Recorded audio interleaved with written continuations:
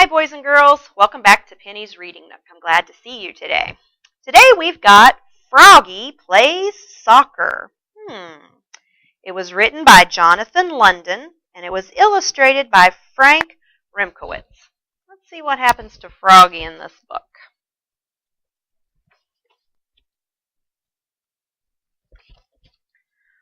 Froggy couldn't sleep. He looked out the window.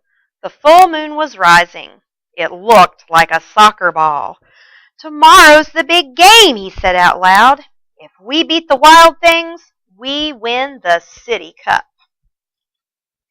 In the morning, Froggy was bursting to go. He pulled on his underwear, zap, tugged on his soccer shorts, zip, snapped on his shin guards, snap, wiggled on his soccer shirt, zlim, pulled on his soccer socks, zoop, and put on his cleats, zup, zup.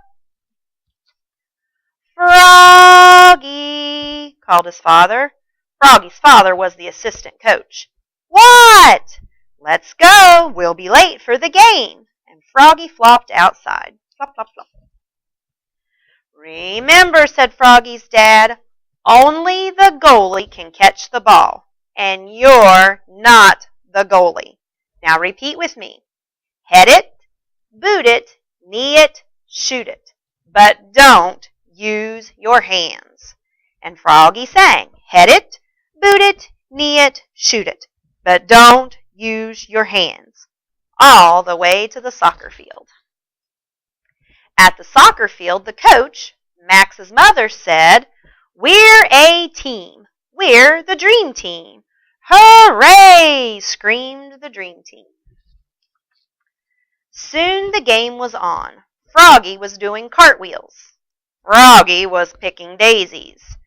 Froggy was picking his nose.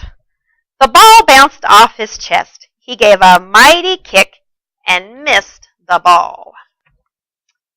But Max trapped it and passed it to BJ, who slammed it right into the net. Goal! It was 1-0, Dream Team. Again, the two teams faced off. The whistle blew. The Dream Team charged down the field toward the Wild Things. Froggy was tying his shoe. Froggy's dad was yelling, "Defense! Defense!" The ball hit Froggy in the head, bonk, and knocked him down. He was great at defense. At halftime, the Dream Team held the lead. "Now remember," said Froggy's dad, and they all chanted together. "Head it, boot it, knee it, shoot it, but don't use your hands." The whistle blew and the second half started. A fly circled by. "Froggy," called the coach. "What?" "Keep your eye on the..." Thump! The ball smacked him in the eye. Oh, Froggy.